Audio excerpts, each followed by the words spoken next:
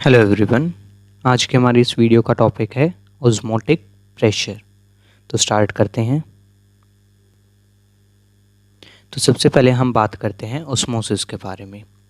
Osmosis हमारा एक ऐसा फिनोमेना है जिसमें कोई भी सॉल्वेंट जो है उसके मॉलिक्यूल्स अपनी लोअर कंसंट्रेशन से हायर कंसंट्रेशन की तरफ मूव करते हैं।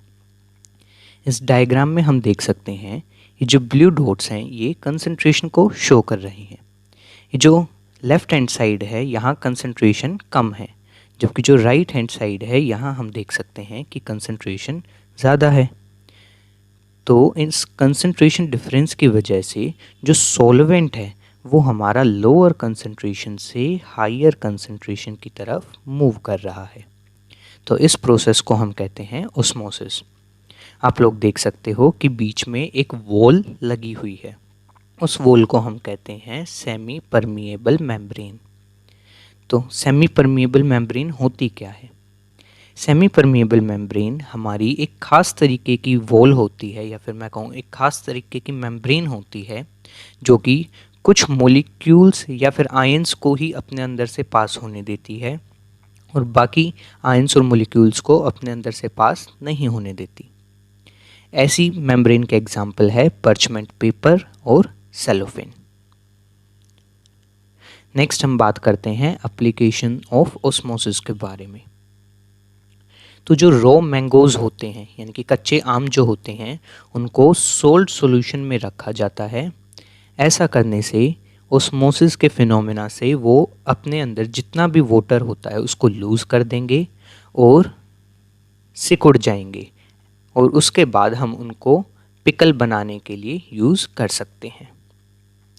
जो सेकंड एप्लीकेशन है इसकी वो है कि हम मीट को प्रिजर्व करने के लिए भी इस फिनोमेना का यूज़ कर सकते हैं।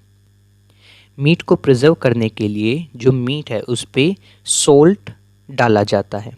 ऐसा करने से जो भी बैक्टीरिया हमारे मीट पर आएगा तो वो ऑस्मोसिस के फिनोमेना से अपनी बॉडी से सारा जो पानी है वो लूज़ करेगा और अल्टीमेटली मर जाएगा। ऐसा करने से जो हमारा मीट है वो प्रिजर्व हो जाएगा। नेक्स्ट हम बात करते हैं डिफ्यूजन के बारे में। डिफ्यूजन का जो फिनोमेना है उसमें जो मॉलिक्यूल्स की मूवमेंट है वो होती है हायर कंसंट्रेशन से लोअर कंसंट्रेशन की तरफ।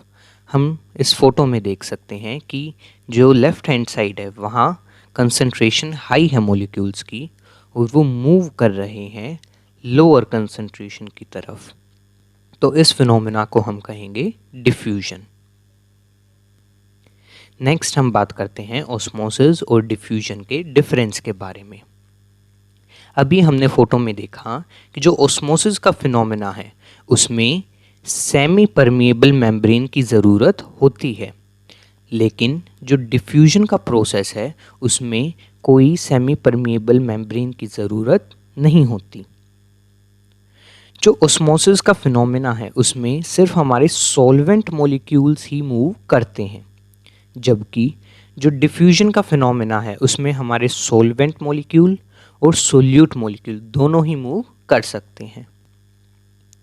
जो ऑस्मोसिस का फिनोमेना है उसमें जो सॉल्वेंट मॉलिक्यूल्स हैं वो लोअर कंसंट्रेशन से हायर कंसंट्रेशन की तरफ मूव करते हैं, जबकि जो डिफ्यूजन का फिनोमेना है उसमें मॉलिक्यूल्स हायर कंसंट्रेशन से लोअर कंसंट्रेशन की तरफ मूव करते हैं। जो ऑस्मोसिस का फिनोमेना है उसको हम स्टॉप भी कर सकते हैं और रिवर्स भी कर सकते हैं, और इसको कैसे करेंगे वो हम नेक्स्ट स्लाइड में डिटेल में देखेंगे। जबकि जो डिफ्यूजन का फिनोमेना है उसको हम ना तो स्टॉप कर सकते हैं और ना ही उसको रिवर्स कर सकते हैं। तो नेक्स्ट हम बात करते हैं कि ऑस्मोसिस के प्रोसेस को कैसे स्टॉप किया जा सकता है। इस फोटो में अगर हम देखें तो जो लेफ़्ट हैंड साइड है वहाँ हमारी कंसंट्रेशन हाई गिवन है और जो राइट हैंड साइड है वहाँ कंसंट्रेशन लो गिवन है। तो जो ऑस्मोसिस का फिनोमेना है उसके अकॉर्डिंग जो मॉलिक्यूल्स हैं सॉल्वेंट मॉलिक्यूल्स वो अपनी लोअर कंसंट्रेशन से हायर कंसंट्रेशन की तरफ मूव करेंगे। ये जो दोनों सॉल्यूशंस हैं इन पे कुछ प्रेशर तो पहले से ही है जिसको हम एटमॉस्फेरिक प्रेशर कह सकते हैं।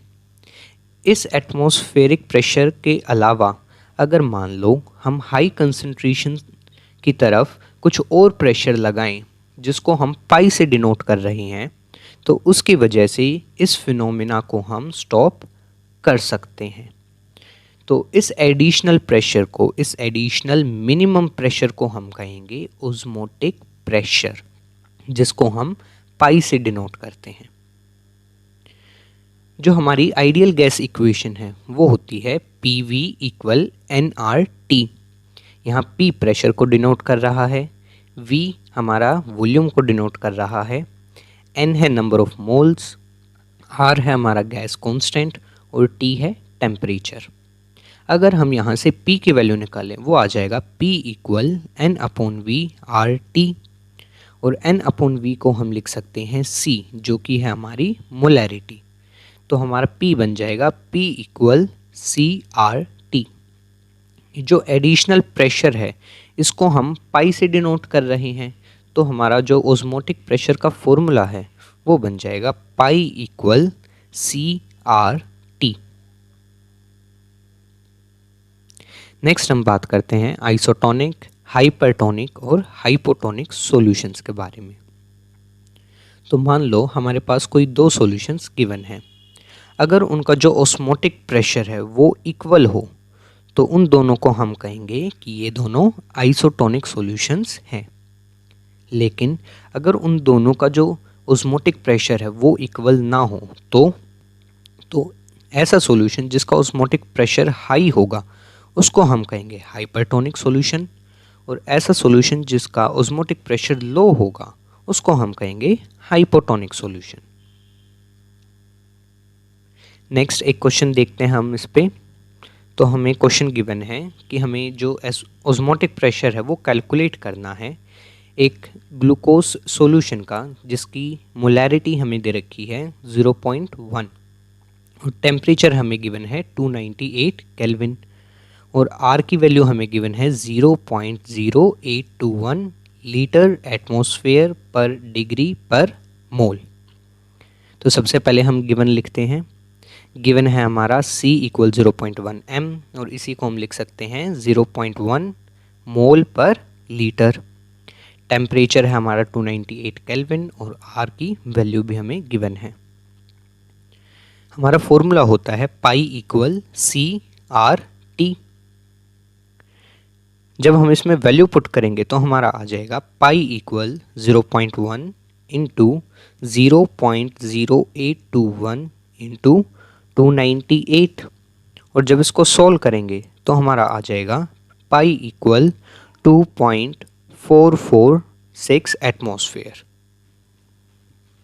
नेक्स्ट हम बात करते हैं, नेक्स्ट एक और क्वेश्चन हमें गिवन है जिसको आप लोग खुद सॉल्व कर सकते हो और उसका आंसर भी हमें गिवन है। नेक्स्ट हम बात करते हैं रिवर्स ऑस्मोसिस के बारे में। तो ऑस्मोटिक प्रेशर में हमने देखा कि हम अगर कुछ मिनिमम प्रेशर लगाएं तो उससे हम जो ऑस्मोसिस का प्रोसेस है उसको स्टॉप कर सकते हैं। अगर उस मिनिमम प्रेशर से हम ज़्यादा प्रेशर लगाएंगे तो क्या होगा? तो हमें पता है कि जो ऑस्मोसिस का फिनोमेना है उसमें जो सॉल्वेंट मॉलिक्यूल्स हैं वो अपनी लोअर कंसंट्रेशन से हायर कंसंट्रेशन की तरफ मूव करते हैं। अगर हम हायर कंसंट्रेशन की तरफ ज़्यादा प्रेशर लगाएंगे तो इस फिनोमेना को हम रिवर्स कर सकते हैं, जिसको हम कहेंगे रिवर्स ऑस्मोसिस। तो ऐसा करने से जो हमारा सॉल्यूशन है उसमें से प्योर सॉल्वेंट हमारा एक ऐसे सॉल्यूशन जिसकी कंसंट्रेशन लो है उसकी तरफ मूव करना स्टार्ट करेगा through semi permeable membrane. Next हम बात करते हैं एप्लीकेशंस ऑफ रिवर्स ऑस्मोसिस के बारे में। तो जो फर्स्ट इसकी एप्लीकेशन है वो है डिसैलिनेशन ऑफ सी वाटर। हमें पता है कि जो सी वाटर है उसमें बहुत सारा सॉल्ट डिज़ोल्व होता है, तो हम उस सॉल्ट को रिमूव कर सकते हैं, यानी कि उसमें से जो हमारा प्योर वाटर है उसको निकाल सकते हैं by the process of reverse osmosis. ये जो प्रोसेस है ये एक्सटेंसिवली यूज़ किया जाता है पानी में से नमक को निकालने के लिए। जो सेकंड एप्लीकेशन है वो है हमारी वाटर प्योरीफिकेशन। आप लोगों को पता होगा कि घरों पे जो आरओ यूज़ किए जाते हैं वो भी सेम फिनोमेना पे वर्क करते हैं। उसमें जो भी अनवांटेड आयंस या फिर मॉलिक्यूल्स होते हैं उसको रिमूव किया जाता है यूजिंग रिवर्स ऑस्मोसिस और उसको पीने के लिए फिट बनाया जाता है। तो आज की वीडियो में सिर्फ इतना ही। आई होप ये वीडियो आप लोगों को अच्छी लगी होगी। Please like share and subscribe. Thank you.